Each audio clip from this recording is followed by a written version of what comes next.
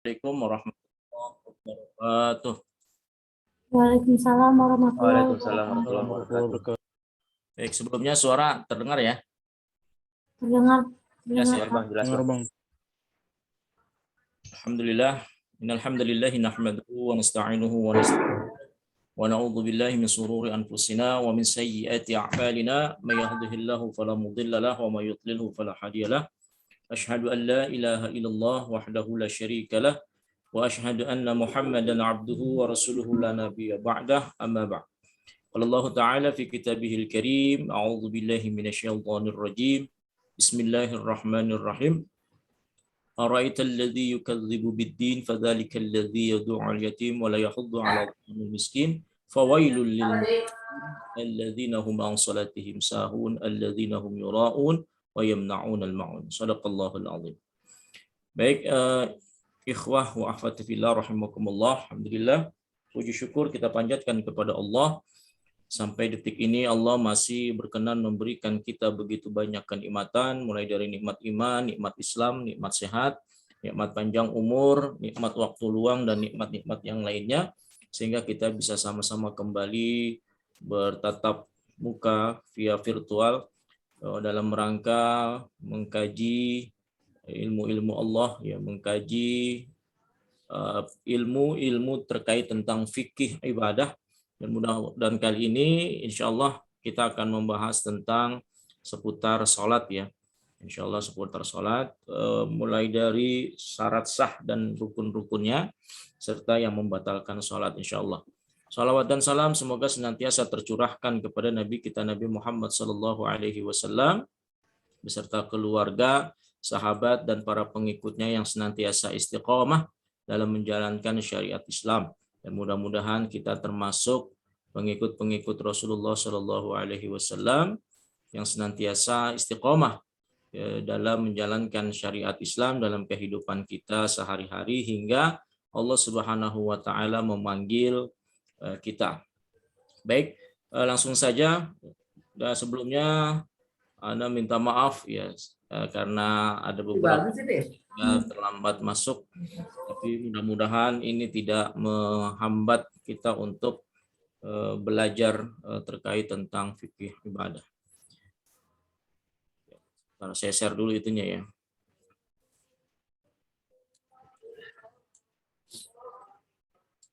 Kelihatan nggak?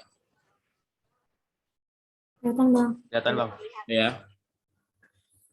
Baik, ikhwah wa akhwatillah rahimakumullah. Insyaallah kita coba hari ini membahas tentang fikih ibadah, yaitu seputar sholat. Bismillahirrahmanirrahim. Ya, kita coba mengupas dulu ya pengertian sholat. Gitu. Sholat menurut bahasa artinya doa. Gitu. As-shalah artinya doa. Sebagaimana firman Allah Subhanahu wa taala di dalam surat At-Taubah ayat 103, "Washalli 'alaihim innas salata sakanul lahum." Dan berdoalah untuk mereka, sesungguhnya doamu itu menumbuhkan ketentraman jiwa bagi mereka. Nah, di sini doa di sini disebutkan atau disampaikan oleh Allah washalli gitu ya, doa. Jadi salat itu secara bahasa artinya doa.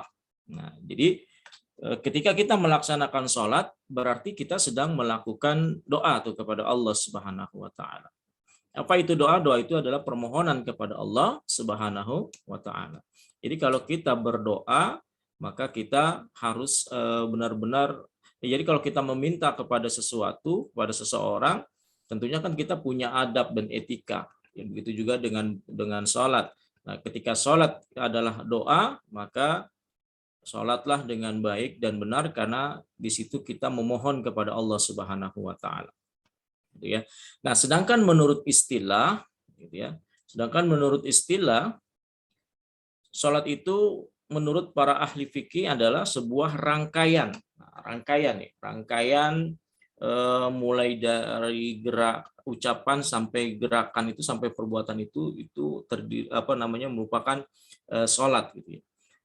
Ini menurut para ahli fikih disebutkan bahwa sholat itu adalah rangkaian ucapan ya, dan perbuatan yang diawali. Nah, ini ingat, ini harus harus benar-benar dipahami gitu ya. Jadi mulai dari awal sampai akhirnya apa, yaitu adalah sesuatu yang didefinisikan di sini. Nah, menurut para ahli fikih ini, sholat adalah rangkaian ucapan dan perbuatan atau gabungan antara ucapan dan perbuatan yang diawali atau pertama kali dilakukan adalah dengan takbir. Takbir. Ya. Kemudian dan diakhiri dengan salam. Dengan syarat-syarat tertentu.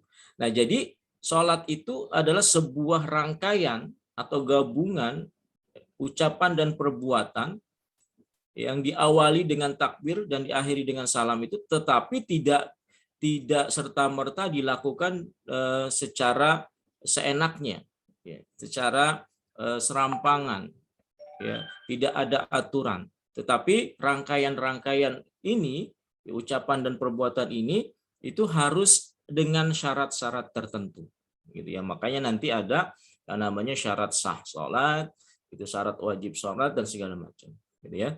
Nah, pengertian ini mencakup seluruh gerakan sholat ya, yang diawali dengan takbiratul ihram ya, dan diakhiri dengan ucapan salam, gitu ya. Nah, sedangkan kalau kita menemukan ada beberapa sholat gitu ya, ketika kita sholat berjamaah misalnya, kemudian ada yang melaksanakan sujud tilawah. Nah, sujud tilawah ini tidak termasuk bagian dari sholat itu, gitu ya, karena ia adalah sujud satu kali ketika mendengar ayat tertentu dari Al-Quran, gitu ya. Jadi tidak termasuk rukun-rukun sujud yang ada di rangkaian sholat tadi.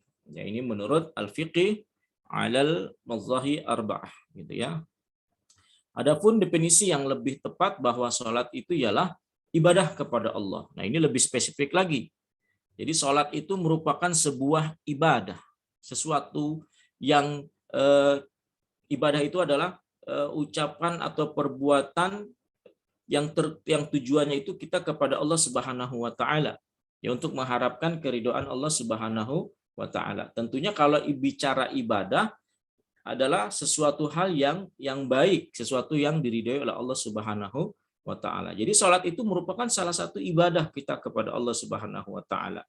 Ibadah kepada Allah atau sebuah amal atau perbuatan atau kegiatan yang merupakan salah satu kita berbakti kepada Allah Subhanahu wa taala atau dalam rangka ketaatan kepada Allah Subhanahu wa taala, ya. Nah, jadi salat itu ialah ibadah kepada Allah dengan suatu ibadah yang di dalamnya terdapat ucapan-ucapan dan gerakan-gerakan yang memang sudah diketahui, dan kemudian dimulai dengan takbir. Ini diperjelas lagi, dimulai dengan takbir. Berarti yang namanya salat itu harus dimulai dengan takbir dan diakhiri dengan salam. Gitu ya, dimulai dengan takbir dan diakhiri dengan salam.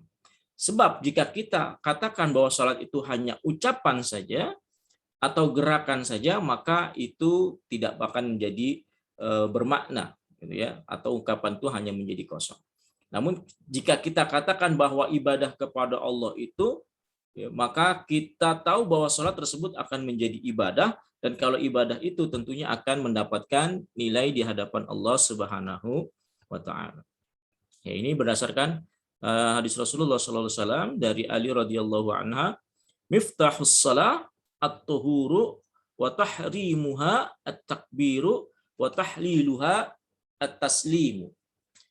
Ya, miftahus salah, kuncinya salat itu adalah at-tahuru, bersuci. Nah, kemarin kita sudah bahas ini.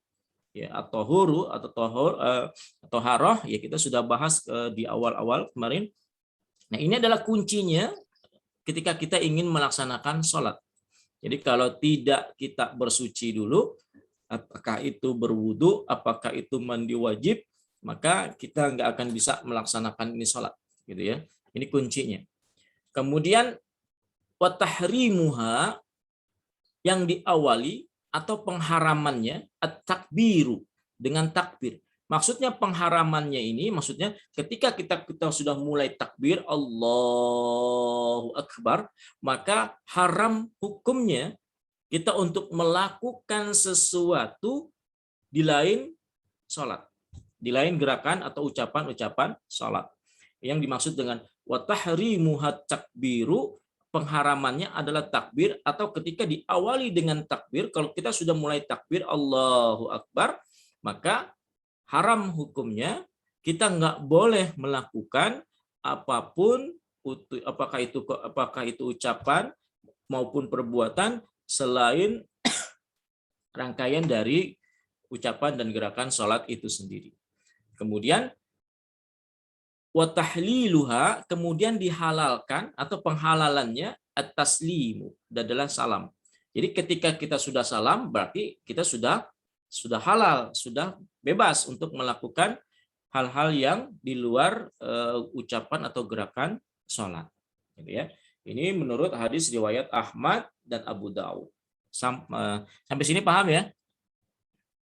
Pengertian sholat ya? Paham, Bang. Nah, jadi kenapa kita sebelum bicara tentang gerakan sholat kita harus paham dulu. Kenapa? Karena banyak orang yang melakukan sholat gitu ya, tapi tidak ada makna dalam kehidupannya dia. Maka pantas kalau kemudian Allah Subhanahu wa taala dalam surah Al-Maun tadi yang saya bacakan, fawailul lil musallin, celakalah bagi orang-orang yang sholat. Nah, kenapa bisa celaka orang-orang yang sholat tersebut, gitu kan? Kenapa bisa celaka padahal dia sholat gitu? Maka kata Allah, fawailul lil musallin, celaka buat orang-orang yang sholat. Kenapa dia celaka? Alladzina hum an salatihim sahun. Karena sholatnya itu lalai, sholatnya itu tidak benar, sholatnya itu rusak. Gitu ya. Apa definisi lalai, apa definisi rusak dalam sholatnya itu? Ya banyak hal nanti ya.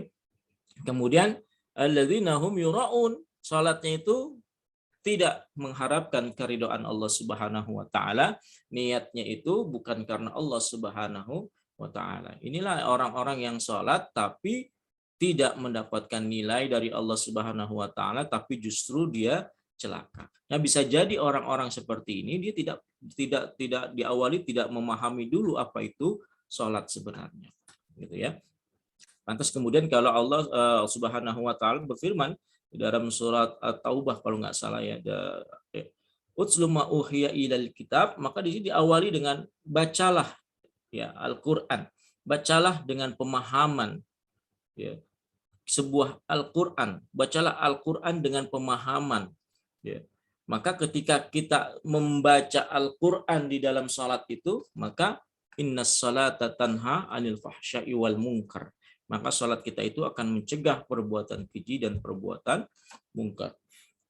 Jadi seperti itu. Jadi kita harus paham dulu apa itu salat. Jadi salat itu adalah sebuah rutinitas ibadah ya, kepada Allah Subhanahu wa taala dalam rangka kita mengabdikan diri kepada Allah Subhanahu wa taala, atau bentuk ketaatan kita kepada Allah Subhanahu wa taala. Yang mana salat ini adalah sebuah rangkaian ucapan kemudian dengan gerakan yang dirangkai dengan sedemikian rupa yang diatur dengan adanya syarat-syarat dan rukunnya ya. Jadi nggak boleh sembarangan kita melakukan ibadah sholat ini. Baik. Nah, kemudian kita bicara tentang pentingnya sholat. Nah, sholat sarana yang paling utama dalam hubungan kita antara manusia dengan Allah Subhanahu wa taala. Ya, sholat juga merupakan sarana komunikasi bagi jiwa manusia dengan Allah Subhanahu wa taala. Maka tadi salat disebut dengan doa. Artinya salat itu adalah sebuah kegiatan kita memohon kepada Allah Subhanahu wa taala atau berdoa kepada Allah Subhanahu wa taala. Dan salat juga mempunyai kedudukan yang sangat penting dan mendasar dalam Islam. Ya, ini tidak bisa disejajarkan dengan ibadah-ibadah yang lain. Makanya sholat seringkali disebutkan dalam Al-Quran, ya banyak ya, dalam Al-Quran itu disebutkan tentang sholat itu banyak sekali. Ya, ada surat At-Taubah ayat 18, Al-Baqarah 45, Al-Baqarah 110, Al-Baqarah 117, Ar-Ra'd 22, Ibrahim dan segala macam. Ya. Jadi karena begitu pentingnya salat, karena begitu sangat-sangat urgen buat manusia salat ini, maka Allah mengabadikan salat ini dalam begitu banyak ayat dalam Al-Qur'an. Nah, dari sekian ayat dalam surat-surat yang terdapat dalam Al-Qur'an tersebut menunjukkan betapa pentingnya kedudukan salat dalam kehidupan manusia. Gitu ya. Dan di antara pentingnya salat dalam kehidupan adalah yang pertama, salat adalah tolak ukur amal manusia. Ya, tolak ukur. Yang berarti bahwa kualitas amal seseorang itu akan ditentukan oleh salatnya. Sebagaimana hadis Rasulullah Shallallahu Alaihi Wasallam yang diriwayatkan oleh Abu Daud dan Tirmidzi, hal pertama yang akan dihisab oleh Allah Subhanahu Wa Taala dalam hari pembalasan kelak adalah salat. Apabila salatnya baik, maka baik pula seluruh amalnya. Dan apabila salatnya rusak, maka akan rusak pula amal-amal lainnya. Oh, Masya Allah. Ya, jadi salat itu sebagai tolak ukur amal ibadah kita. Hati-hati.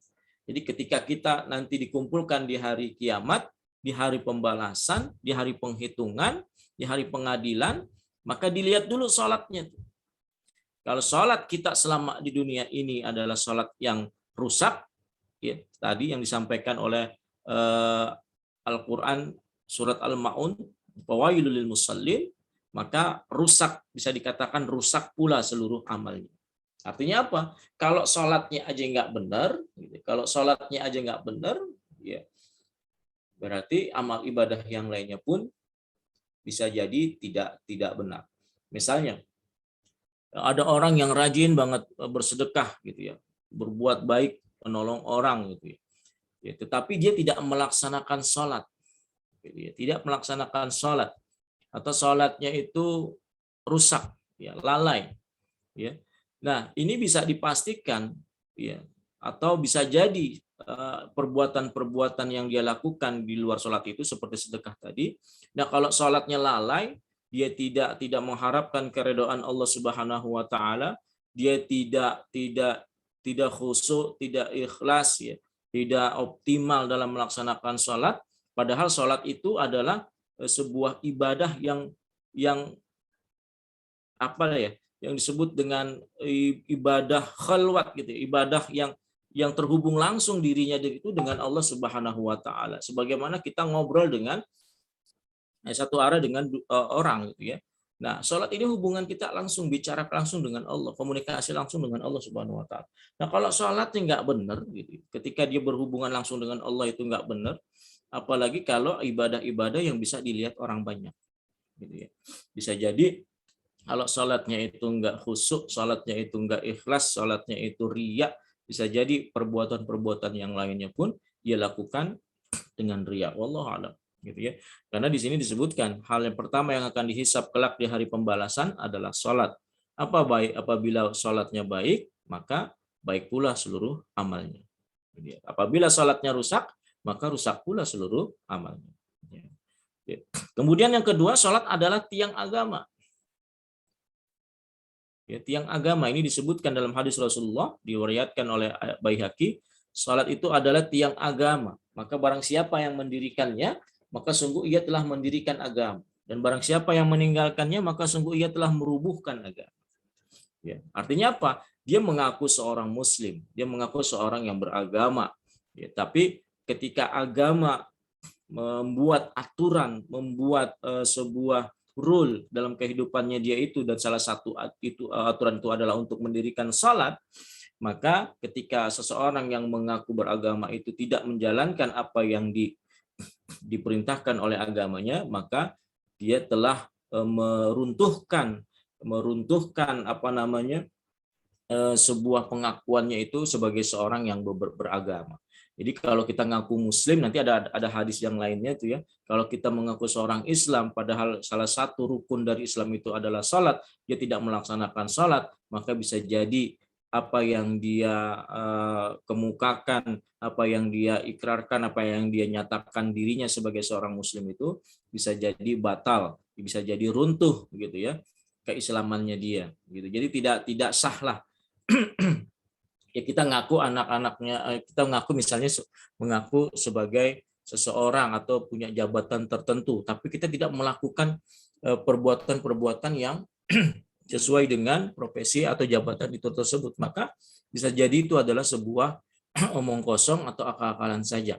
Bisa jadi itu hanya sebuah guyonan saja. Jadi kalau ada orang yang ngaku muslim tapi gagal sholat, bisa jadi dia hanya berguyon bahwa dia itu seorang muslim, tapi padahal bukan gitu ya. Jadi yang dimaksud dengan merubuhkan agama bukan berarti Islamnya yang rubuh gitu ya, bukan berarti Islamnya yang runtuh, tapi pengakuan dirinya sebagai seorang muslim lah yang akan runtuh karena dia tidak menjalankan apa yang ada dalam rukun Islam tersebut gitu ya. Lalu yang ketiga, salat adalah kunci surga. Tadi sebagaimana hadis yang tersebut di atas gitu ya. Kuncinya surga. Kuncinya surga. Jadi kalau pengen masuk surga, ya insya Allah kita lakukanlah salat dengan sebaik-baiknya. Ini sebagaimana diriwayatkan oleh Muslim dari Jabir dan dikutip dari kitab Ihya Ulumuddin karya Imam Al-Ghazali. Kemudian salat merupakan perintah langsung dari Allah Subhanahu wa taala tanpa perantara malaikat ya, Jibril kepada Nabi Muhammad sallallahu alaihi wasallam ketika perjalanan Isra Mi'raj. Ya, luar biasa.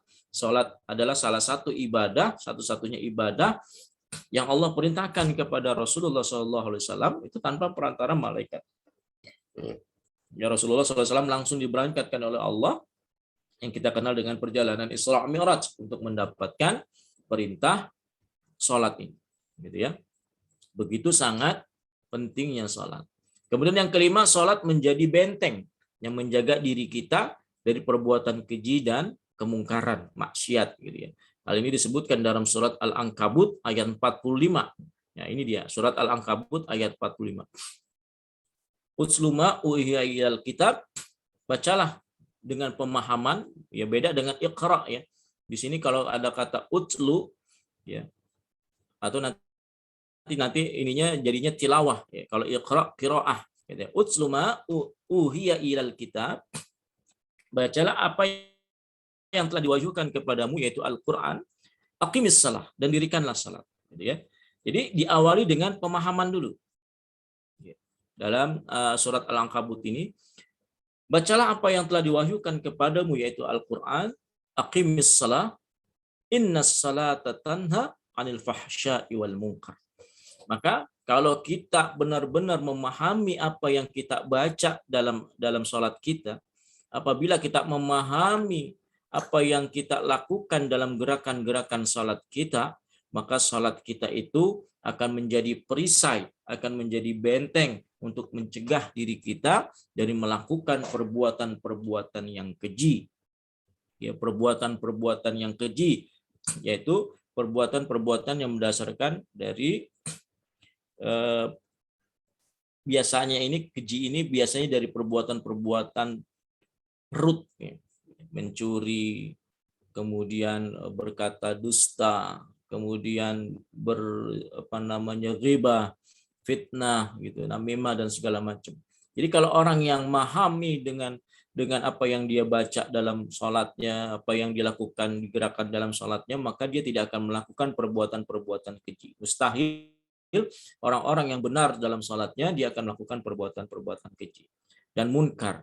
Ya, munkar itu ya perbuatan-perbuatan yang sangat ya apa ya, sangat memalukan gitu ya di hadapan Allah Subhanahu wa taala, seperti misalnya berzina ya, atau dosa-dosa yang besar lah gitu ya.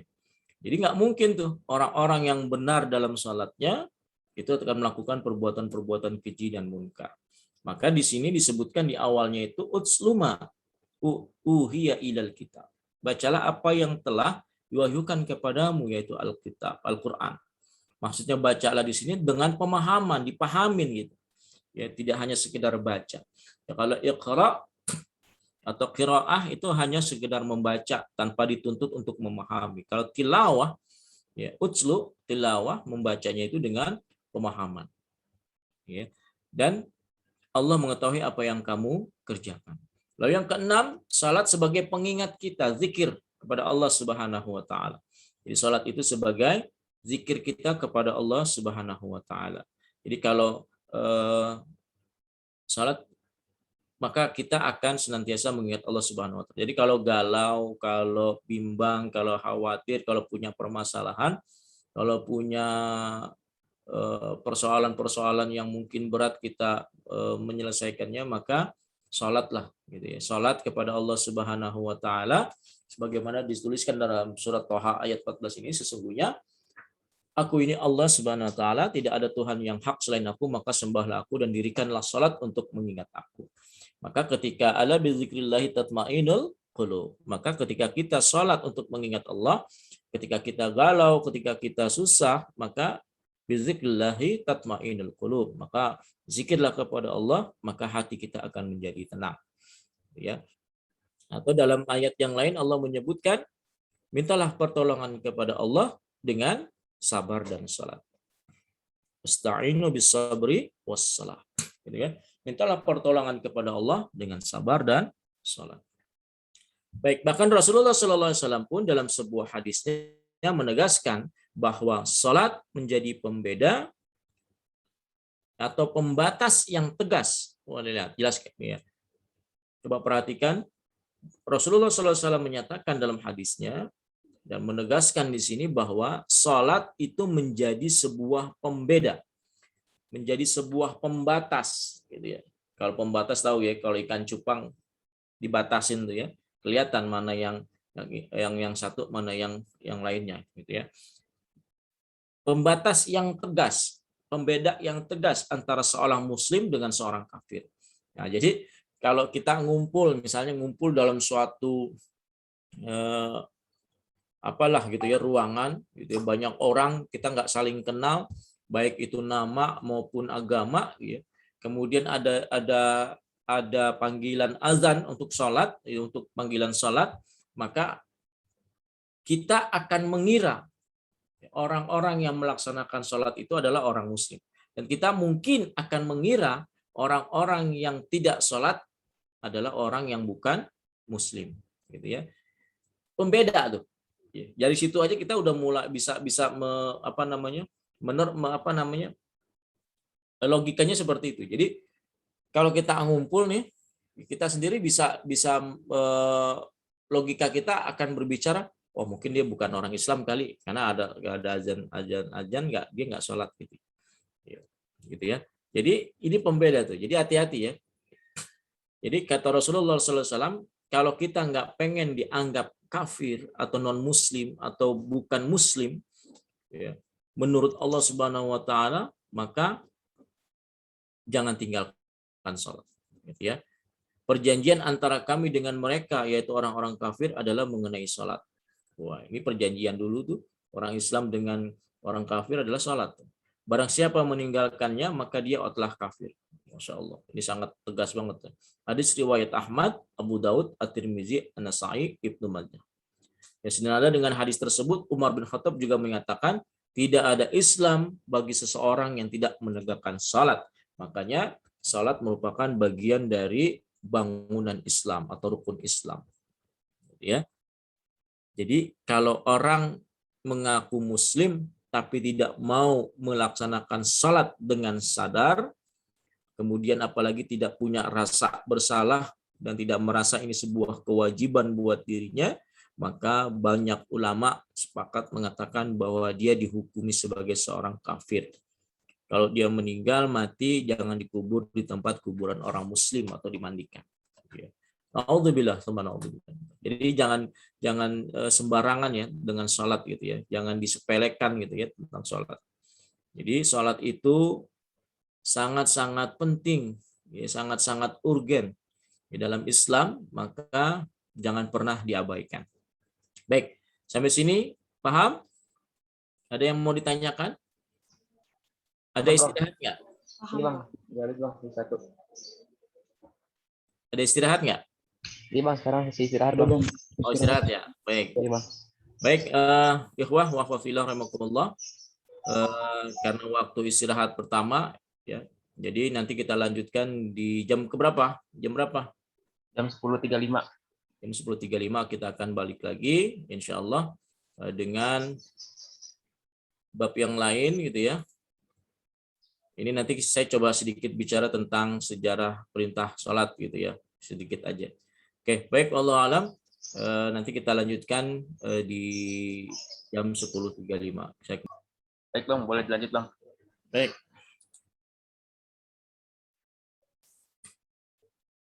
Bentar.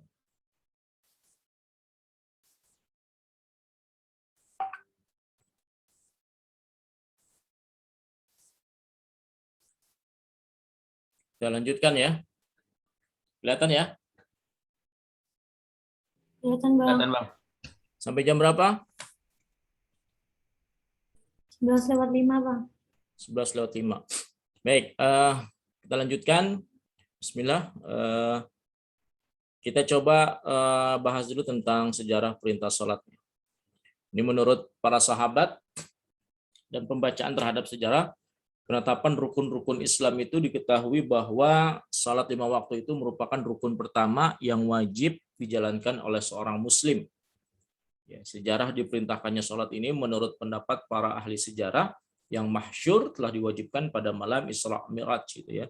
Itu malam sebelum 5 tahun hijrahnya Rasulullah SAW ke Madinah. Dalam riwayat Al-Bukhari dari Malik bin Sa'ah radhiyallahu anhu, Rasulullah SAW bersabda dengan hadisnya yang panjang gitu ya.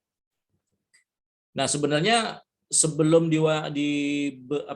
diperintahkan sholat 5 waktu ini, Rasulullah SAW juga sudah melaksanakan sholat ya. Tapi sholat yang diwajibkan buat Rasulullah SAW itu adalah qiyamul lail. Ya, qiyamul lail atau tahajud.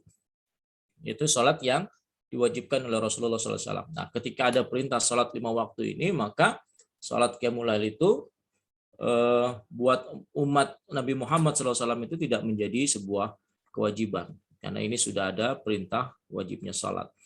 Nah, dalam hadis ini Rasulullah SAW bersabda, kemudian diwajibkan padaku sholat 50 kali setiap hari. Ceritanya begitu, ketika Rasulullah SAW diberangkatkan gitu ya, naik ke atas, kemudian tingkatnya ketemu dengan Allah Subhanahu wa taala, dapat perintah langsung yaitu 50 kali setiap hari untuk melaksanakan sholat.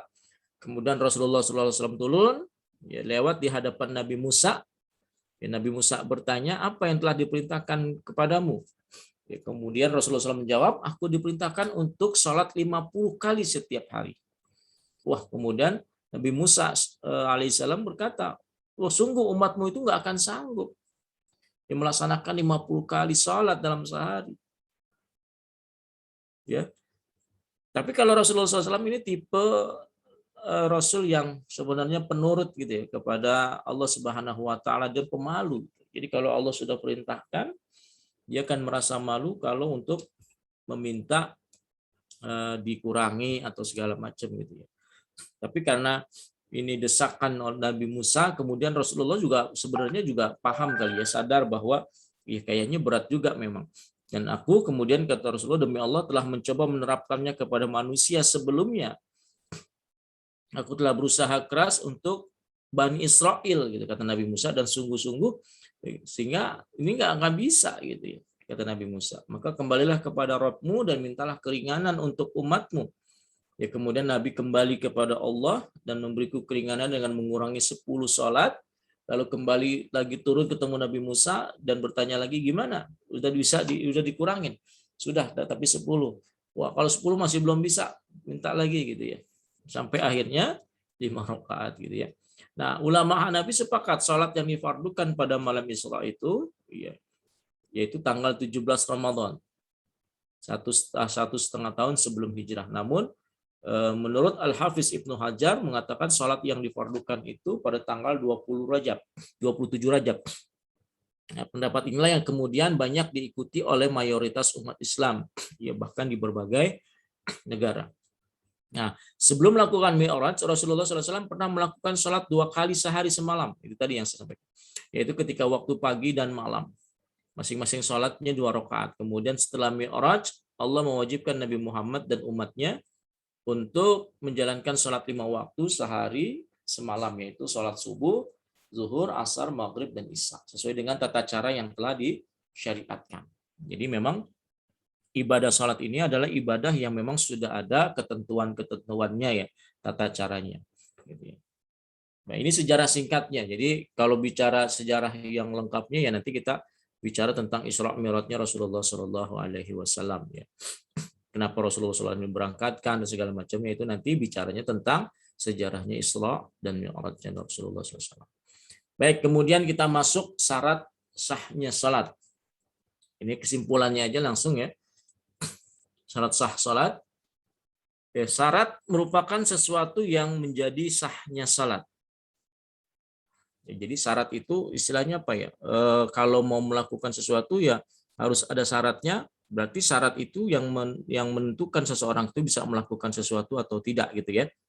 Nah, jadi syarat itu jadinya lebih didahulukan daripada rukun. Karena rukun itu kan biasanya itu bagian dari rangkaian ibadah tersebut atau sholat tersebut. Jadi kalau syaratnya aja belum terpenuhi, berarti dia belum bisa melaksanakan rukunnya. Makanya yang harus didahulukan itu adalah syaratnya dulu. Gitu ya. Jadi kalau kita mau masuk tempat sesuatu dan masuknya itu harus ada syaratnya.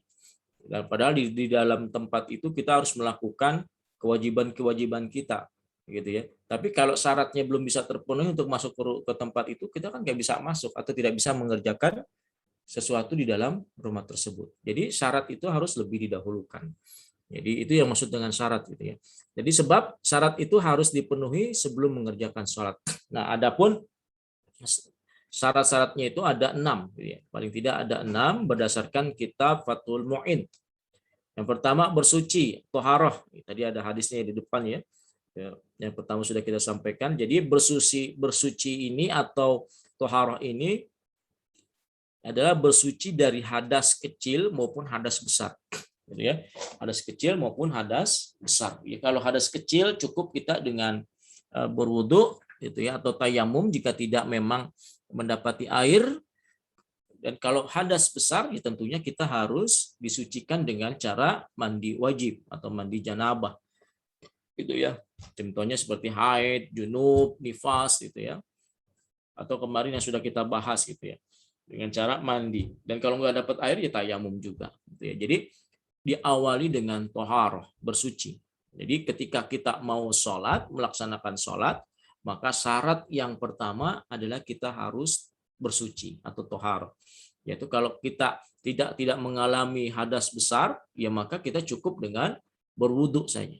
Ya, berwudu pun kemarin sudah kita bahas bagaimana tata caranya yang baik dan benar ya. Jadi berwudulah dengan baik dan benar agar ketika kita melakukan sholat itu bisa mendapatkan nilai di hadapan Allah. Karena ada beberapa kisah di hadis Rasulullah SAW, ada beberapa sahabat yang kemudian ketika dia melaksanakan sholat disuruh mengulang oleh Rasulullah SAW, dikarenakan diawali dengan wudhunya yang enggak benar, wudhunya yang tidak sesuai dengan apa yang dicontohkan oleh Rasulullah SAW. Jadi dalam melaksanakan syaratnya ini pun kita harus melakukannya dengan baik dan benar juga, gitu ya. Ya, jadi kalau syaratnya aja nggak benar, ya masuknya juga harusnya nggak benar. Melakukan yang kewajibannya juga nggak benar. Jadi ketika berwudu, mandi janabah, maka kita harus melakukannya dengan baik dan benar. Maksudnya baik dan benar di sini adalah sesuai dengan apa yang dicontohkan oleh Rasulullah Shallallahu Alaihi Wasallam. Itu yang pertama. Lalu syarat yang kedua adalah suci badan, pakaian dan tempat dari najis gitu ya. Jadi kalau mau sholat, selain kita suci dari hadas gitu ya, kita juga harus suci dari najis gitu ya. Jangan sampai badan kita belepotan oleh najis gitu ya. Jadi bedanya hadas dengan najis kan kemarin sudah kita bahas gitu. Dari pakaian kita juga kita harus perhatikan apakah terkena najis atau tidak. Dan kita harus paham juga itu najis apa ya. Kita harus paham apakah najis itu apa. Jadi jangan sampai ada noda dikit gitu ya. Kemudian padahal itu bukan najis, akhirnya menjadi alasan buat kita tidak melaksanakan sholat. Nanti aja deh ya, di rumah bajunya kena kayaknya kena najis nih gitu. Padahal dia lagi tidak berada di rumah gitu ya. Jadi jangan saya jadikan alasan. Kita harus paham juga apakah itu najis gitu. Jadi jangan sampai sesuatu yang kelihatannya hitam, kotor, tapi kita pukul rata menjadi sebuah najis dan akhirnya menunda kita untuk tidak melaksanakan sholat kepada Allah Subhanahu Wa Taala, gitu ya. Ya, jadi suci badan, pakaian dan tempat dari najis gitu ya. Jadi bahkan tempat juga harus dibersihkan, tempat kita buat sholat. Jadi apakah di rumah kah, apakah di kantor kah, atau di masjid dan musala, ya kita harus pastikan bahwa tempat-tempat yang kita jadikan buat sholat itu bersih dari najis gitu ya. Termasuk suci dari badan adalah dalam mulut, ya, hidung dan 2 mata gitu ya. Mulut, ya maka kan ada hadis gitu ya, jangan makan kalau kita habis makan bawang atau makanan-makanan yang berbau, janganlah kita pergi ke tempat-tempat salat karena itu bisa akan mengganggu orang yang melaksanakan sholat dekat kita gitu ya. Jadi jangan jadi suci badan itu juga termasuk dari mulut gitu ya, dari mulut kita. Maka ada beberapa hadis tadi yang disampaikan, kalau kita habis makan makanan yang sifatnya bisa menyebarkan bau gitu ya, jangan kita pergi melaksanakan sholat ke masjid gitu ya, karena itu akan mengganggu orang-orang yang sedang sholat di dekat-dekat kita. Ya, kemudian hidung, bukan hidup ya, hidung dan 2 mata kita, ya jangan. Makanya ini wudhunya harus benar juga ini gitu ya. Mulut, hidung dan 2 mata ini harus bersih gitu ya dari najis gitu ya.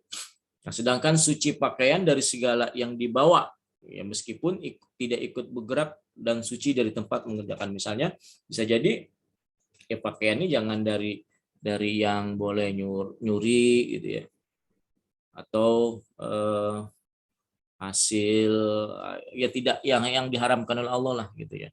Suci pakaian juga termasuk seperti itu. Ya, sebagaimana Allah berfirman, dan sucikanlah pakaianmu. Tidak mengapa jika badan orang yang sholat berjajaran dengan najis, tetapi hukumnya adalah makruh. Sebagaimana menghadap najis atau barang yang terkena najis. Ya. Kemudian yang ketiga, menutup aurat. Nah ini penting nih. Ya, bahkan badan. Bagi laki-laki harus tahu batasan-batasan auratnya yang mana. Yaitu mulai dari pusar hingga lutut.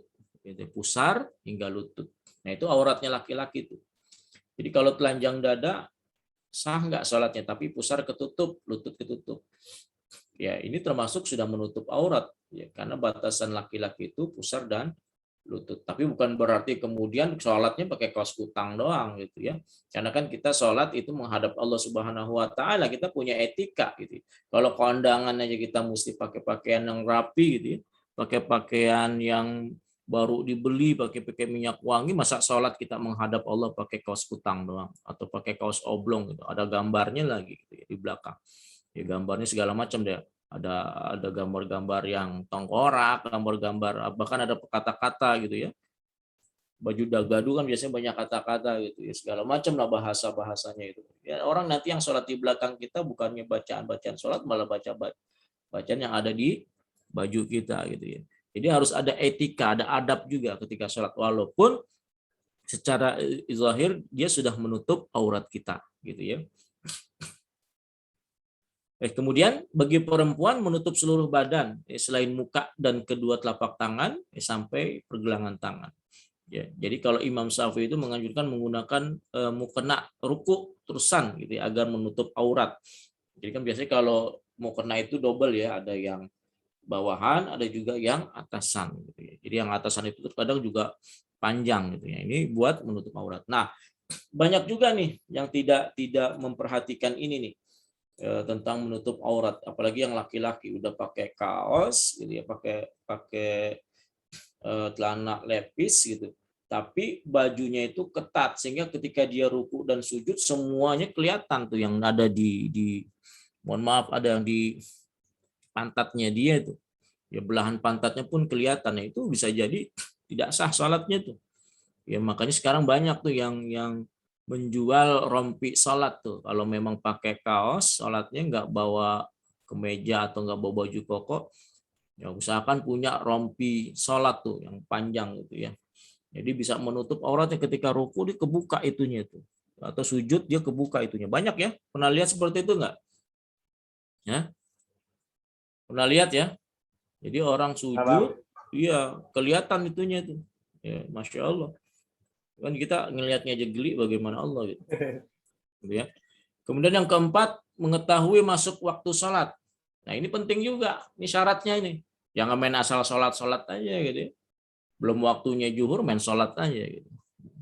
Maksudnya biar cepet Pak Ustadz. Gitu ya. Nggak bisa juga, harus sesuai dengan waktu yang sudah ditetapkan. Gitu ya. Kapan waktunya subuh, jam berapa mulainya, ya, dan jam berapa akhirnya itu harus tahu. Zuhurnya kapan, jangan kemudian karena ada keperluan atau kesibukan, kita main duluin aja, gitu ya, biar cepet lah. Kita sholat duluan walaupun belum azan, nggak bisa begitu, gitu ya. Jadi sholat itu ibadah yang memang sudah ada tata cara dan ketentuannya, nggak bisa kita seenaknya kita, gitu ya. Nah ini mengetahui waktu masuk waktu sholat. Nah berakhirnya kapan juga harus tahu, jangan juga sembarangan. Ya karena kita lalai, malas gitu ya. Kan biasanya banyak juga tuh yang entar gitu ya. Waktu udah masuk waktu sholat, azan, entar gitu ya. Tiba-tiba waktunya udah mau habis gitu. Ketika dia melaksanakan sholat, misalnya zuhur, entar atau ketiduran gitu ya. Baru pas bangun, pas melaksanakan sholat, baru 1 rakaat udah azan asar. Atau seterusnya seperti itu. Yaitu syarat yang keempat, mengetahui masuk waktu sholat. Lalu yang kelima, menghadap kiblat. Nah ini penting juga, jangan sholat asal sembarangan aja. Makanya kalau pergian itu, biasanya kalau di tempat-tempat pariwisata, hotel atau apa, biasanya dituliskan di atasnya itu ada arah kiblat atau apa. Kalau nggak ada, memang kita harus punya aplikasi pencari kiblat, arah kiblat, atau enggak, kalau enggak tanya gitu ya sama yang pengelola tersebut gitu ya. Ini penting gitu. Yang menghadap ke arah kiblat, yang menghadapkan dada ke arah kiblat, atau kiblat kita sekarang Ka'bah gitu ya. Mekah gitu. Imam Abu Hamidah radhiyallahu an berkata, kecuali bagi orang yang enggak mampu menghadapkan atau ketika sholat khauf, takut gitu, sekalipun sholat fardu. Jadi kalau memang gelap gitu ya, artinya gelap di sini artinya kita buta, nggak tahu arahnya mana, mau ditanya siapa juga nggak ada, ya udah itu bismillah aja deh, kita yakini bahwa yang kita arahkan itu adalah kiblat. Ini darurat gitu ya, atau sedang naik kendaraan gitu kan. Kalau kendaraan kita nggak kalau sholat di kendaraan kan kita nggak tahu ya mana arah kiblat mana enggak itu ya. Masa kita sholat di kendaraan gitu ya, di kereta arah kiblatnya kemana, kemudian kita sholat sembarangan gitu kan ya, karena memang kita nggak tahu, nggak masalah gitu. Ini darurat. Kemudian mengetahui fardunya sholat. Jadi yang termasuk syarat sahnya sholat juga, jika seseorang tidak mengetahui sholatnya itu tidak sah. Karena jika seseorang tidak mengetahui bahwa sholat itu menjadi wajib atau bukan, itu bisa jadi nggak sah tuh sholat. Ya makanya ini disebutnya mumayyitnya. Jadi orang yang harus yang sholat, yang diwajibkan sholat itu adalah orang yang sudah berakal juga itu. Orang yang sudah mengetahui mana yang baik, mana yang benar, mana yang wajib, mana yang bukan gitu. Ini salah satu syarat wajibnya gitu. Jadi kalau anak-anak kan nggak wajib karena dia belum tahu tuh apa itu wajib, apa itu sunnah, apa itu belum tahu gitu. Ya, makanya anak-anak tuh belum wajib. Gitu ya. Ini salah satu syaratnya. Mengetahui fardunya sholat. Karena menurut kitab Al-Majmu' karya Imam Nawawi, bahwa mengetahui kefarduan sholat harus dapat membedakan mana yang fardu dan mana yang sunnah. Jangan semua dianggap sholat fardu atau jangan semua dianggap sholat sunnah. Kita harus ngerti mana yang sholat fardu, mana yang bukan. Nah, ini saya coba sedikit bicara tentang arah kiblat. Ini menarik nih. Ya, kiblatnya kita, kiblatnya umat Islam salat itu adalah di Ka'bah. Awalnya bukan di Ka'bah ya. Di kiblat atau arah salat kita itu dulu umat Islam itu seluruh dunia menghadapkan kiblatnya itu bukan ke Ka'bah. Cuman kalau sekarang semua seluruh dunia menghadapkannya itu ke arah Ka'bah gitu ya. Walli wajhaka satral masjidil haram wa haitsu ma kuntum fawallu wujuhakum satrah. Maka hadapkanlah wajahmu ke arah Masjidil Haram dan di mana saja kamu berada, palingkanlah mukamu ke arahnya. Jadi kalaupun kita di mana saja, kalau mau sholat, maka kita harus menghadap Masjidil Haram ya, atau Ka'bah gitu ya. Jadi seperti tadi, jadi kita harus tahu arah kiblatnya, kecuali kalau memang tadi kita dalam keadaan darurat, nggak tahu kendaraan atau di mana, ya kita yakinin saja bahwa apa yang kita arahkan di situ adalah arah kiblat. Nah, menariknya dalam sejarahnya ini, Ka'bah itu bukan kiblat pertama bagi umat Islam untuk menghadapkan wajahnya saat sholat gitu ya. Nah, sebelumnya itu arah kiblat umat Islam itu adalah Masjidil Aqsa atau Baitul Maqdis di Yerusalem. Gitu ya. Ini awalnya nih. Ya. Nah, pada tahun kedua hijrah itu turunlah perintah Allah melalui Rasulullah SAW untuk mengubah arah kiblatnya. Nah, hebatnya orang-orang Islam saat itu ketika turun ayat untuk merubah arah kiblat, itu langsung tuh sami'na wa ata'na, enggak pakai entar-entaran dulu. Jadi ketika dia sholatnya awalnya di arah Masjidil Aqsa gitu ya. Kemudian turun ayat gitu ya untuk mengarahkan kiblatnya ke arah Ka'bah, langsung tuh sholatnya berubah. Walaupun dalam keadaan sholat, dia langsung berubah sholatnya ke arah kiblat. Ini orang Islam zaman Rasulullah seperti itu tuh. Sami'na wa ata'na, kami dengar, kami laksanakan. Kalau kita enggak kan, sami'na wa asaina. Ntar deh kami dengar, ya ntar deh pikir-pikir dulu, ntar dulu segala macam. Ya. Nah, perubahan arah kiblat ini terjadi pada bulan Rajab. Ya. Ini mengutip dari situs About Islam, ya terjadi 16 sampai 17 bulan usai hijrah dari Mekah ke Madinah. Saat di Mekah, Rasulullah SAW dikisahkan mengambil posisi sedemikian rupa sehingga tidak membelakangi Ka'bah dengan wajah yang menghadap Masjidil Aqsa. Gitu ya. Nah, posisi tersebut ternyata sulit diterapkan di Madinah karena lokasinya yang berbeda dengan Mekah. Gitu ya. Ya kalau di Mekah kan istilahnya arah Ka'bahnya itu kemana aja gitu ya. Nah, Rasulullah SAW itu saat mengambil posisi itu tidak membelakangi Ka'bah, tapi wajahnya itu menghadap ke arah Al-Aqsa. Gitu. Nah, ini tidak terjadi nih, sehingga tidak ada keseragaman gitu ya. Kemudian kadang muncul konflik yang terjadi antar umat Muslim dengan kelompok, ya apalagi ada kelompok yang menentang ajaran Islam nih. Ini kesempatan buat dia, yang akhirnya dia ngomporin tuh, kelompok tersebut ngomporin bahwa oh ajaran Islam mah ikut-ikutan gitu ya. Ikut-ikutan sama aja dia mah gitu ya. Sama aja gitu ya. Karena arahnya sama, ibadahnya sama gitu. Ini diolok-olok gitu, orang Islam saat itu. Ya, pemikiran ini digunakan untuk menyebarkan keraguan ya, dan kabar tidak baik terkait Islam pada masyarakat umum. Ya, jadi sengaja nih dikomporin nih ya oleh orang-orang yang tidak senang dengan Islam bahwa wah kiblat ke arah Masjidil Aqsa itu sama aja dengan ajaran-ajaran yang lain gitu kan, sama aja dengan kelompok-kelompok yang lain gitu. Jadi diledekin seperti itu. Nah, ini buat merancukan atau untuk menyebarkan keraguan ya, buat orang-orang Islam, apalagi orang-orang Islam yang masih awam. Ya. Kemudian kelompok tersebut juga dikisahkan ingin mengajak Nabi Muhammad SAW bergabung. Ya. Bergabung dengan aturan mereka atau ajaran mereka. Ya, kemudian Rasulullah SAW berdoa minta petunjuk kepada Allah hingga turun ayat 144 dalam surat Al-Baqarah ini. Gitu ya. Artinya sungguh kami sering melihat mukamu mengadah ke langit ya karena minta petunjuk kepada Allah, maka sungguh kami akan memalingkan kamu ke kiblat yang kamu sukai. Jadi lantaran diolok-olok oleh orang-orang kafir ini, orang-orang yang tidak suka dengan Islam ini, kemudian Nabi SAW galau gitu ya, kemudian minta petunjuk kepada Allah, Maka Allah Subhanahu wa taala menurunkan perintah, palingkanlah mukamu ke arah Masjidil Haram. Dan di mana saja kamu berada, palingkanlah mukamu ke arahnya. Dan sesungguhnya orang-orang Yahudi dan Nasrani yang diberi kitab Taurat dan Injil memang mengetahui bahwa berpaling ke Masjidil Haram itu adalah benar dari Allah. Dan Allah sekali-sekali tidak lengah dari apa yang mereka kerjakan. Karena orang-orang Yahudi dan Nasrani itu kan kiblatnya sama ya, yaitu Maqdis ya, Baitul Maqdis gitu. Masjidil Aqsa.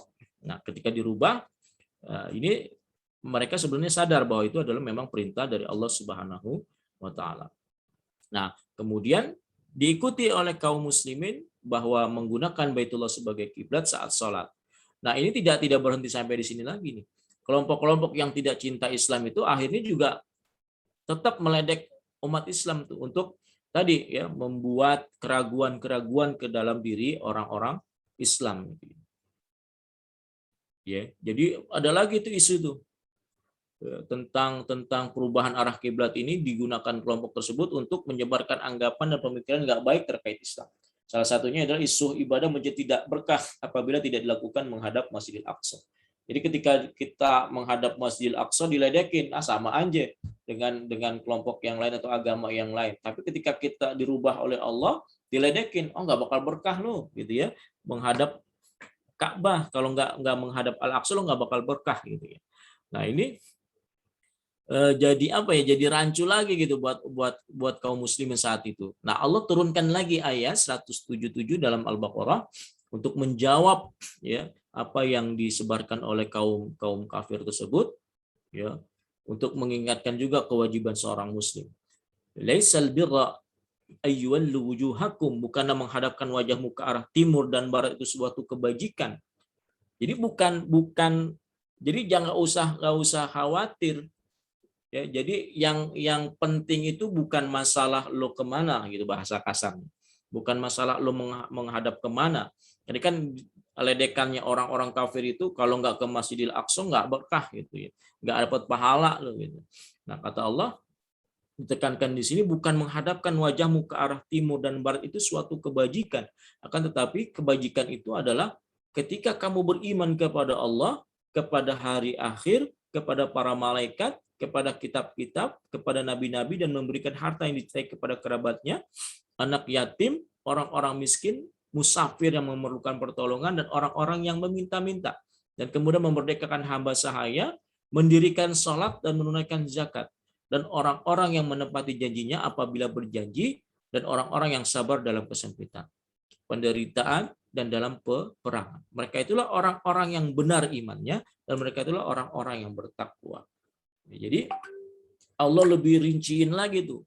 Jadi kalau pengen dapat kebaikan, pengen dapat keberkahan dari Allah, lakuin kayak gini. Gak usah lagi memperdebatkan lu mau ngarahin kemana tuh ya, wajahmu. Walaupun secara syar'i nanti hukum kita sholat itu harus menghadap kiblat. Jadi jangan sampai, ini buat membantah yang olok-olok dari orang-orang kafir tersebut ya.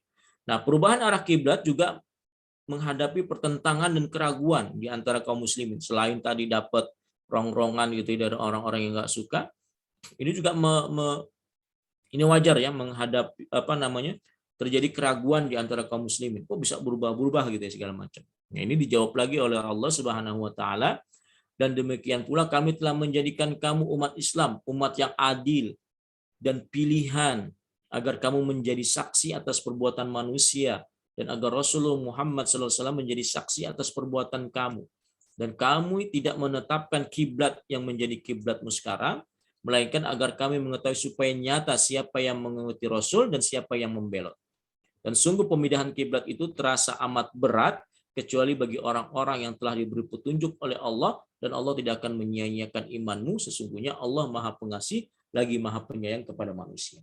Jadi ditegaskan oleh Allah bahwa terjadinya pemindahan kiblat, Allah juga pengen lihat ya, siapa orang-orang beriman yang benar-benar taat kepada Allah dan Rasulnya. Maka ketika turun ayat, kalau dia benar beriman kepada Allah dan Rasul, sami'na wa ata'na. Nggak ada lagi perasaan-perasaan atau pertanyaan-pertanyaan ketika ada perintah, langsung laksanakan. Jadi Allah pengen lihat siapa yang mengikuti Rasul dan siapa yang justru membelot. Ya, jadi mempertegas itu. Dengan ayat-ayat inilah kemudian umat Islam sejak sekitar 622 sampai 623 Masehi mulai menggunakan Ka'bah sebagai kiblat hingga kini. Ketetapan ini tidak berubah meski mengalami verifikasi karena peristiwa astronomis atau segala macam. Jadi semua tetap kiblatnya kita adalah di Ka'bah. Gitu, wallahu a'lam. Nah, baik, langsung kita masuk ke rukun salat. Mana Bang? Ya. Itu Habis gua ya? sudah selesai Bang. Ya.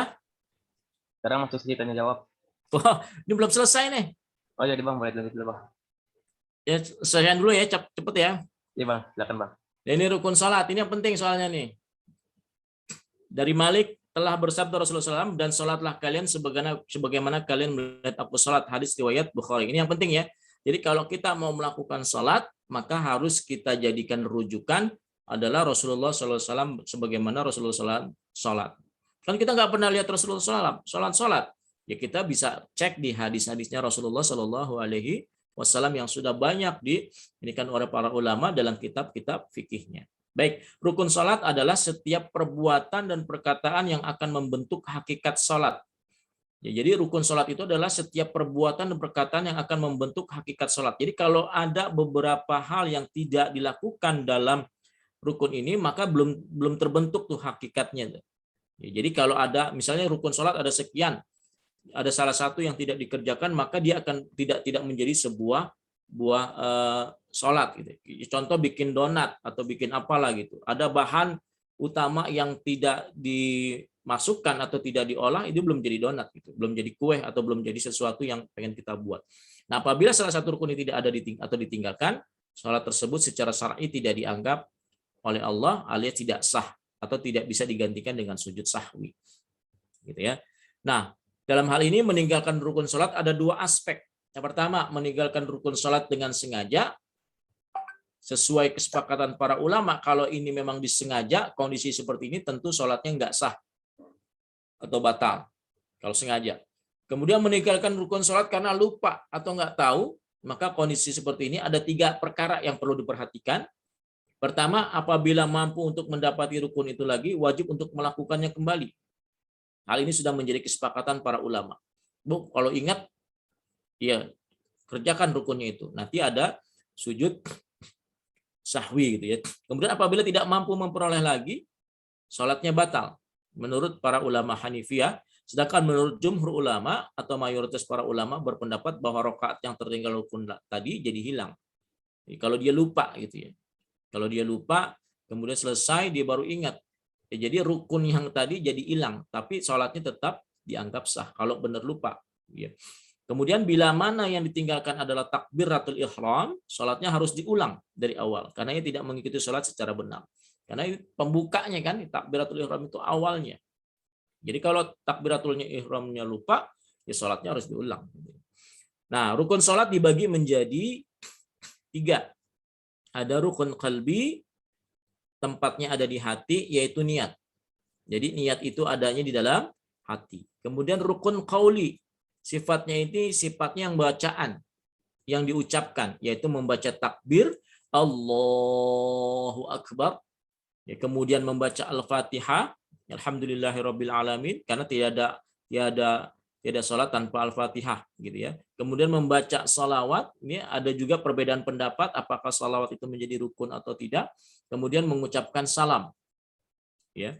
Ini bagian dari rukun. Assalamualaikum itu adalah rukun. Kemudian rukun fi'li, perbuatan yang dilakukan atau gerakan. Yang pertama, berdiri jika mampu. Jika tidak mampu berdiri, dia duduk. Jika tidak bisa duduk, dia berbaring. Gitu ya. Kemudian mengangkat tangan saat takbir. Kemudian bersedekap. Ruku, sujud, duduk di antara dua sujud, dan duduk tasyahud. Ya. Nah, kemudian banyak orang yang melakukan akhirnya menjadi 13 rukun salat. Gitu ya, 13 rukun salat. Yang pertama, rukun salat adalah berdiri bagi yang mampu. Shalli qa'iman fa illam tastati fa qa'idan fa illam tastati fa ala janbin. Ya. berdiri bagi yang mampu untuk sholat wajib, sedangkan sholat sunnah boleh dilakukan dalam keadaan duduk meskipun mampu. Hakikatnya untuk sholat sunnah disunnah berdiri, ya, tapi tidak wajib. Akan tetapi alangkah lebih utamanya dilakukan dalam keadaan berdiri daripada duduk saat itu. Ya, sebagaimana hadis Rasulullah SAW tadi, siapa yang mengerjakan sholat sambil berdiri itu lebih afdal. Siapa yang mengerjakan sholat sambil duduk akan mendapatkan pahala separuh dari sholat yang berdiri. Siapa yang sholat sambil berbaring akan mendapatkan pahala separuh dari sholat yang sambil duduk. Hadis riwayat Bukhari. Nabi SAW bersabda, sholatlah dalam keadaan berdiri. Jika enggak mampu, kerjakan dalam keadaan duduk. Jika tidak mampu lagi, kerjakanlah dalam keadaan tidur menyamping. Hadis riwayat Bukhari Muslim. Jadi kalau sholat wajib, sholat fardu, maka usahakan untuk bisa berdiri. Kalau tidak bisa berdiri ya duduk. Jika tidak bisa duduk ya berbaring. Ya. Itu yang pertama. Kedua, salat, rukun salat adalah niat. Niat itu ada dalam hati, tidak diucapkan. Karena yang namanya niat itu ada di dalam hati.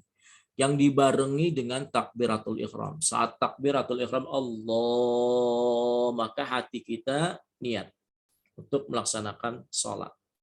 Nah, disinilah yang menentukan sholat kita, apakah kita melaksanakan sholat wajib atau sholat sunnah. Ini menjadi pembeda nih.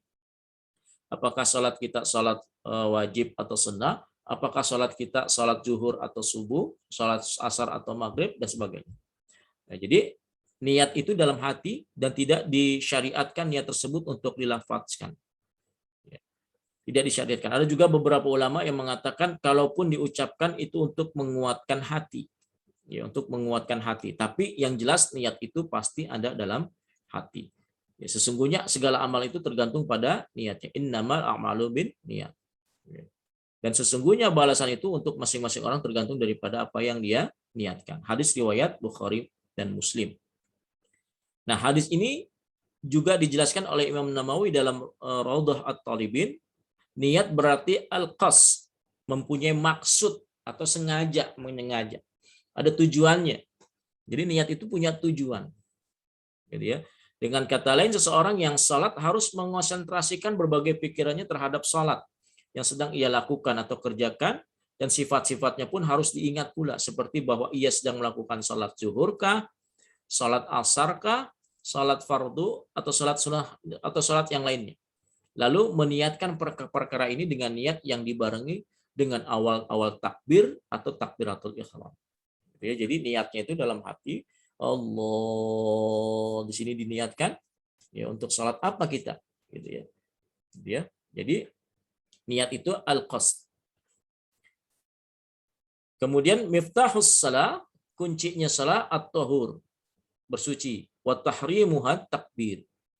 Diawali dengan takbir, wa tahliluha taslim, kemudian diakhiri dengan salam. Ya, ini yang ketiga, takbiratul ihram. Mengucapkan Allahu Akbar, kemudian mengangkat tangan kita. Nah, tangannya ini ada kalau menurut hadis sejajar dengan pundak ya. Ada juga yang sejajar dengan ujung telinga. Ada dua, boleh begini, boleh begini. Nah, ini filosofinya ketika kita mengucapkan Allahu Akbar, Allah Maha Besar, dan ini kita menampikkan. Karena takbiratul ihram, mengharamkan, ya. Jadi ini kan ini awalnya ya. Ya. Jadi ketika kita sudah mengucapkan takbir, mengangkat tangan kita, berarti kita mengharamkan ya sesuatu yang ikut campur dalam gerakan maupun ucapan salat kita. Jadi ketika kita Allahu Akbar tadi sambil niat, maka kita seolah-olah menampikkan, membuang hal-hal yang dilarang kecuali dari gerakan sholat atau ucapan sholat tersebut. Nggak boleh tuh ada pikiran kita yang lain selain kita sholat. Nggak boleh ada perkataan-perkataan lain selain perkataan-perkataan atau bacaan-bacaan yang ada di dalam sholat. Nggak boleh melakukan gerakan-gerakan yang lain selain gerakan-gerakan yang ada di dalam sholat. Gitu ya. Maksudnya takbiratul ihram itu tadi ya. Mengucapkan Allahu Akbar, bahwa Allah itu maha besar, yang lainnya kecil, udah nggak usah dipikirin. Karena Allah itu yang maha besar. Allah yang maha punya segalanya. Jadi jangan mikirin yang lain. Kalau kita mikirin dunia, ada Allah yang maha kaya, yang punya segala alam semesta raya ini. Jadi nggak usah mikirin. Jadi ketika ucapin Allahu Akbar, semuanya kecil. Jadi nggak ada lagi tuh pikiran-pikiran yang lainnya, pikirin utang, pikirin segala macam, jangan. Karena Allah yang maha besar, nggak boleh ketika kita ngucapin Allahu Akbar jangan dikalahin lagi Allahnya. Ya. Jadi gitu ya, takbiratul ihram, membuang, menafikan atau menolak sesuatu yang tidak ada dalam urusan salat gitu ya. Rasulullah SAW bersabda, ini ya, beliau sallallahu alaihi wasallam mengeraskan suara beliau dengan ucapan takbir sehingga dapat mendengarkannya untuk para makmum di belakang beliau. Ya, jadi takbirnya yang keras kalau berjamaah. Adapun yang dimaksud dengan rukun salat adalah ucapan takbir Allahu Akbar. Ucapan takbir tersebut tidak dapat diganti dengan ucapan yang lain meskipun maknanya sama. Nggak boleh itu dengan bahasa Indonesia Allah Maha Besar, apalagi bahasa Padang Allahu la gadang gitu ya. Atau bahasa-bahasa yang lainnya nggak boleh. Harus Allahu Akbar. Gitu ya. Itu takbir. Kemudian yang keempat, membaca suratul Fatihah di setiap rakaat salat. Nah, di setiap rakaat salat kita diisyaratkan untuk membaca suratul Fatihah. Nah, ini adalah rukun wajib. Ya, sebagaimana hadis Rasulullah SAW, tidak ada salat bagi orang yang membaca Al-Fatihah di dalamnya. Atau ditambah dengan ayat yang lain. Jadi yang wajibnya adalah Al-Fatihahnya. Kalau untuk surat-surat yang lain itu tidak wajib, gitu ya. Ini Bukhari, Muslim, Abu Awawah, Al-Baihaqi.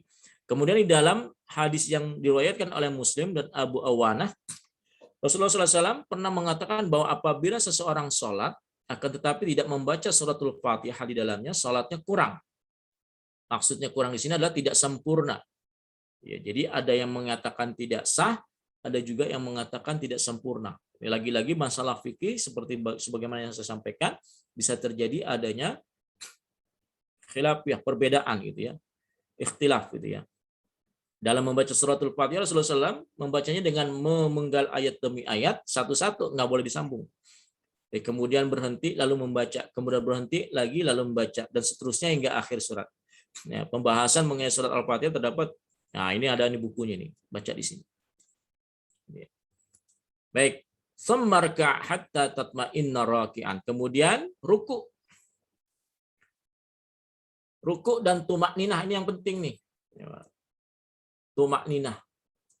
Ruku maka lakukanlah dengan tumakninah. Nabi Shallallahu Alaihi Wasallam pernah mengatakan pada orang yang tidak benar atau sholatnya jelek, bahkan beliau menyuruhnya untuk mengulangi sholatnya beberapa kali sebab tidak memenuhi rukun sholat. Ya, kemudian rukuklah dan tumakninahlah saat rukuk, kata Rasulullah SAW. Ya, keadaan dalam rukuk ialah dengan membentangkan punggung rata gitu ya, dan meratakannya.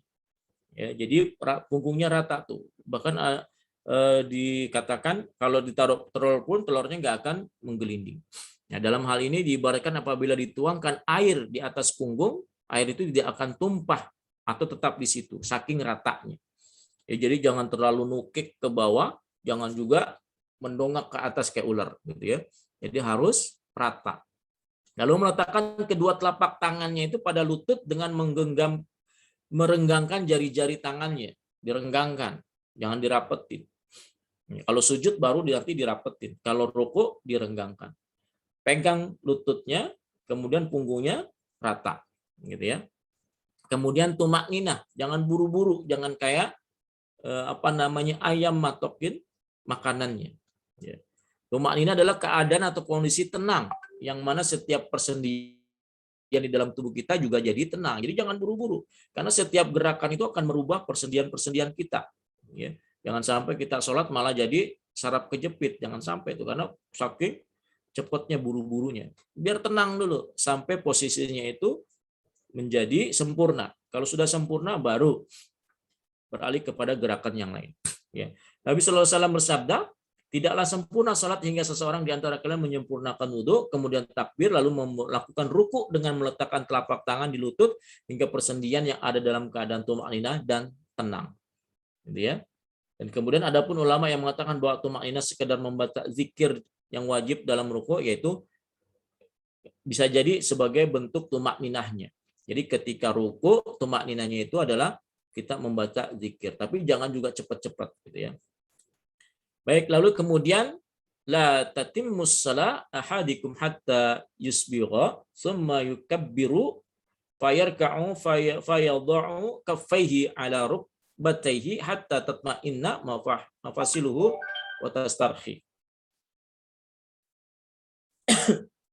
Nah, kemudian i'tidal, bangkit dari ruku. Harus juga dengan tumak nina. Ya, karena Rasulullah SAW melihat orang sholat itu, sholatnya suruh diulang lagi, karena tadi nggak ada tumak ninahnya nih. Sholatnya cepat, selesai, kemudian suruh ngulang. Ya, hadisnya kemudian dipotong-potong gini. Ya, kemudian tegakkan badan setelah ruku atau i'tidal dan tumak ninah. Ya, tumak ninah. Kalau sudah rata kembali, tenang, kemudian baca zikirnya, baru kita kemudian melakukan gerakan yang lain, yaitu summarfa hatta ta'tadila qa'iman. Ya. Kemudian sujud, gitu ya, harus juga dengan tumak ninah. Ya. Sujudlah dengan tumak ninah saat sujud.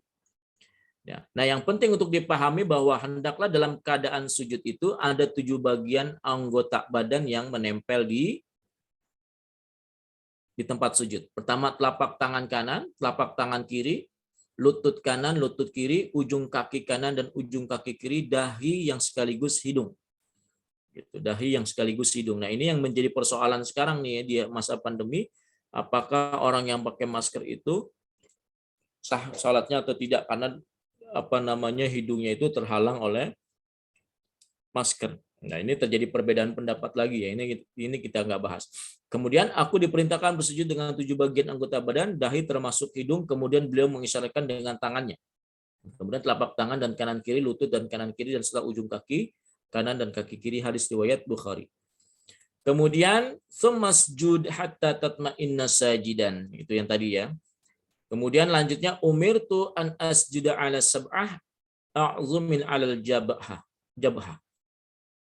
Wa asyara biyadihi ala anfih wal yadain war rukbatain wa atrafil qadamain. Ya. Maka setelah itu kemudian sujudlah dan tumakninlah saat sujud, lalu bangkitlah dari sujud dan tumakninlah saat duduk. Ini duduk di antara 2 sujud, kemudian kembalilah sujud dan tumakninlah saat sujud. Duduk di antara 2 sujud, ya, kaki kirinya nanti didudukan di telapak tangannya, telapak kakinya didudukin, yang kiri, kemudian yang kanan telapak kakinya ditegakkan, gitu ya. Nah, ini hadisnya. Kemudian tasyahud akhir. Apabila salah seorang antara kalian duduk tasyahud dalam salat, ucapkanlah at-tahiyatu lillah, gitu ya. Bukhari seterusnya, gitu ya. Lalu yang ke-10, tadi tasyahud awal ya, pokoknya tasyahud lah ya, tasyahud awal, tasyahud akhir. Ini kelanjutannya.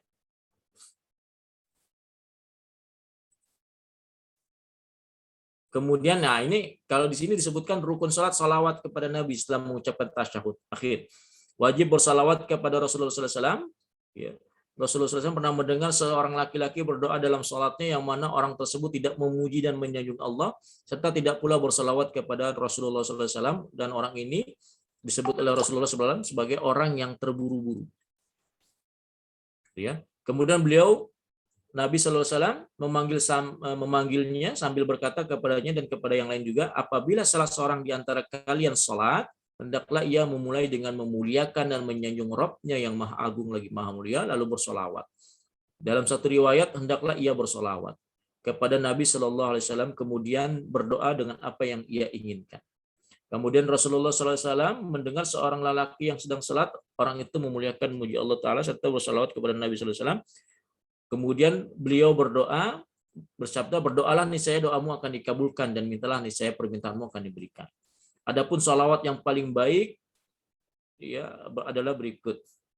At-tahiyatu wassalam at-tayyibat. Assalamu alayka ayyuhan nabiyyu wa rahmatullahi wa barakatuh. Assalamu alayna wa ala ibadihi shalihin. Asyhadu an la ilaha illallah, asyhadu anna Muhammadar Rasulullah. Lanjut sampai akhir. Gitu ya. Lalu kemudian salam. Ya. Jadi yang terakhir atau penutupnya adalah salam.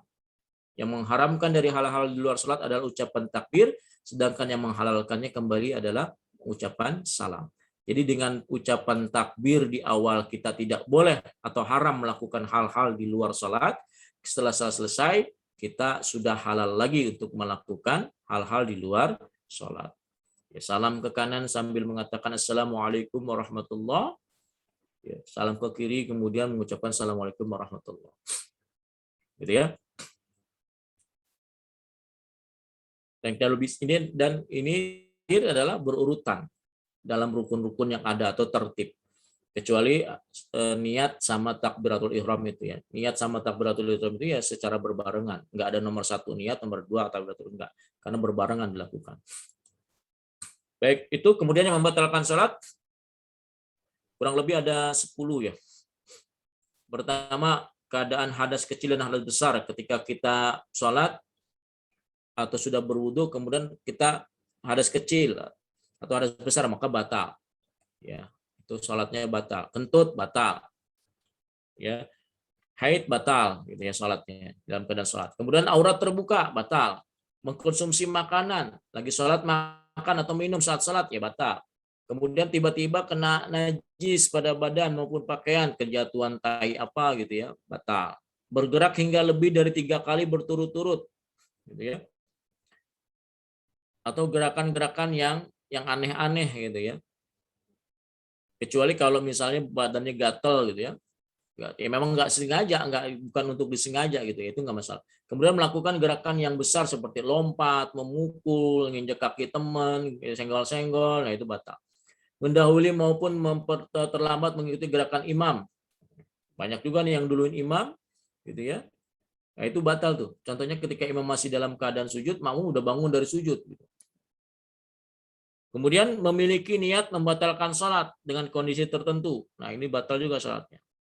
Kemudian mengurangi rukun salat apalagi. Kemudian tertawa. Ya, tertawa dengan keras. Kemudian berdahak, batuk tanpa disengaja. Disengaja maksudnya, Pak. Tanpa disengaja. Oke, Allah a'lam bishawab. Silakan, ada yang mau ditanyakan? Baik, terima kasih kepada Bang Usman atas penyampaian materinya. Mudah-mudahan materi yang disampaikan oleh Bang Usman bisa bermanfaat untuk kita semua dan bisa kita terapkan dalam kehidupan kita sehari-hari. Selanjutnya, untuk teman-teman yang masih kurang jelas, jika ingin bertanya bisa langsung open mic atau bisa ditulis pertanyaannya di kolom chat. Terima kasih. Ini mau nanya. Ya. Kalau misalkan kita lagi sholat sunnah, terus tiba-tiba ada orang yang sholat wajib, terus yang tadinya kita, misalkan kita lagi sholat wajib, terus tiba-tiba ada orang yang sholat wajib di sebelah kita, nah terus kita dalam hati meniatkan ulang kalau sholat wajib kita jadi sholat sunnah supaya kita bisa berjamaah sama orang tersebut, itu jatuhnya bisa nggak? Gimana? Jadi Kita lagi sholat wajib. Jadi sholat wajib udah sampai duduk rokaat kedua misalnya. Nah terus ada orang di sebelah kita mau sholat wajib juga. Nah terus dalam hati, apa saya jadiin sholat sunnah aja ya sholat wajibnya biar saya bisa berjamaah sama dia. Ya kita udah sholat itu, jadi jangan dibatalin tuh, jangan sengaja dibatalin, nggak boleh. Ya, kalaupun nanti selesai sholat kita mau ikut sholat berjamaah, yaitu nanti dapat sunahnya juga itu, walaupun ya udah terlanjur kita sholat sendiri itu. Berarti kita boleh merubah niat, Bang? Merubah niat di tengah sholat boleh nggak? Ya nggak ada merubah niat dalam sholat, kan niat itu di awal tadi. Ya, jadi merubah niat tuh nggak ada. Karena niat itu kan dilakukan di awal. Revisi niat gitu ya. Ya nggak ada. Insya Allah nggak ada. Oke, makasih Bang. Ya. Bang, Ane mau nanya Bang. Ya. Misalnya nih, Ane lagi sholat di rumah. Nah, terus ada ini Bang, ada tukang paket datang. Nah itu Ane batalin sholatnya gimana itu Bang? Tukang apa? Tukang paket. Tukang paket. Iya Bang, antar barang. Sholat apa? Sholat apa? Kalau misalnya sholat wajib itu gimana Bang? Kalau sholat wajib jangan. Ya, jangan. Ya kita takbir aja yang keras. Takbir aja yang keras menandakan bahwa kita sedang sholat. Untuk ngasih info ke dia. Oh gitu Bang. Ya. Kalau sholat sunnah itu boleh dibatalin? Jangan dibatalin. Kalau sholat sunnah boleh mungkin. Kalau sholat wajib jangan. Karena kan sifatnya sunnah sama wajib tadi ya. Ya kalau sholat wajib, nerima telepon juga sama gitu ya. ambil matiin aja gitu. Daripada suaranya mengganggu, nanti ambil matiin aja gitu. Atau ambil gerakan-gerakan yang misalnya dekat-dekat pintu gitu ya, sambil buka sebentar nggak masalah. Tapi jangan dibatalin kalau wajib. Gitu ya. Teriak aja yang kencang Allahu Akbar, biar dia tahu bahwa kita lagi sholat. Gitu. Masa lebih penting tukang paket gitu. Ya, wallahu a'lam. Ada lagi?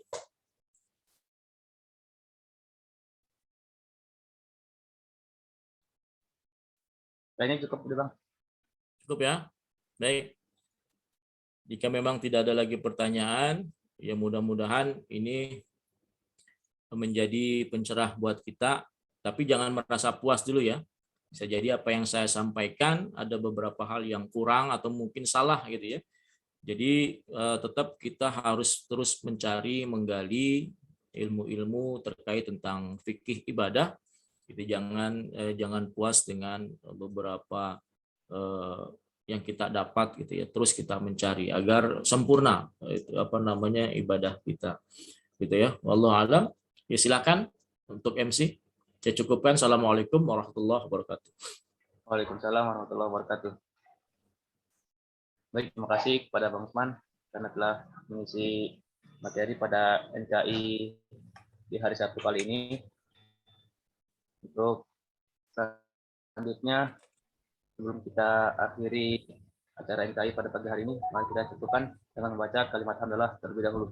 Alhamdulillah. Alhamdulillahirrahmanirrahim. Jangan lupa istighfar. Astagfirullah, astagfirullah, astagfirullah. Dan kita tutup dengan doa kafaratul majelis. Subhanakallahumma wa bihamdika asyhadu an la ilaha illa anta astaghfiruka wa atubu ilaik. Sekian dari Aneh, selaku MC lebih kurangnya mohon maaf. Wassalamualaikum warahmatullahi wabarakatuh. Assalamualaikum warahmatullahi wabarakatuh. Sebelum itu, pada teman-teman semua diharap untuk on-cam karena akan ada sesi dokumentasi. Boleh di-on-cam dulu teman-teman semua. Untuk link absen nanti akan dikirim di grup NKI. Baik, teman-teman saya izin ambil gambar ya. 1, 2, 3. 1, 2, 3. Baik, terima kasih. Ya, izin pamit ya. Bang, Waalaikumsalam. terima kasih Bang. Keren Bang. Waalaikumsalam warahmatullahi wabarakatuh.